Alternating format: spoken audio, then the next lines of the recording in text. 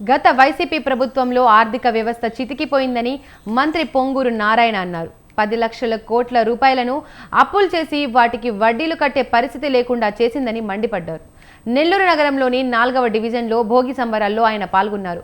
గత ఎన్నికల్లో వేలాది మంది కార్యకర్తలు పనిచేసి 70,000 మెజారిటీ తీసుకురావడం ఎంతో ఆనందంగా ఉందన్నారు. అందుకే ఆ ఆనందాన్ని కార్యకర్తలతో పంచుకోవాలని భోగి సంబరాల్లో పాల్గొన్నానని తెలిపారు.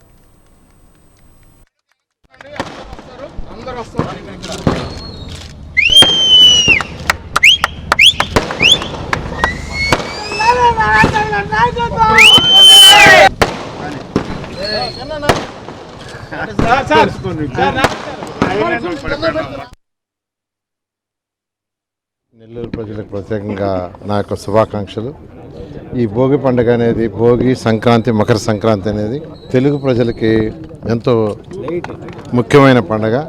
ఎందుకంటే రైతు సోదరులు ఈ కాలంలో పంటల్ని కోత కోసి ఆ పంటల లక్షల ధాన్యాన్ని ఇంటికి తెచ్చుకొని ఎంతో ఆనందంగా చేసుకునేటువంటి పండుగ. ఇంకా నాకు కార్యకర్తలతో ఈరోజు ఈ భోగిని చేసుకోవటం ఎంతో ఆనందంగా ఉంది. ఎందుకంటే మన ఎలక్షన్లో దాదాపు 3,600 మంది కార్యకర్తలు నా కోసం చాలా కష్టపడ్డారు. కష్టపడబట్టే 73,400 ఓట్ల మెజారిటీ వచ్చింది. అంత మెజారిటీ వచ్చిందంటే కార్యకర్తలందరూ ఎంతో శ్రమించి కష్టపడ్డారు.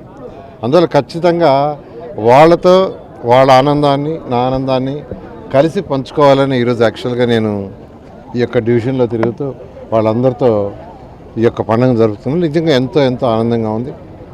రాష్ట్ర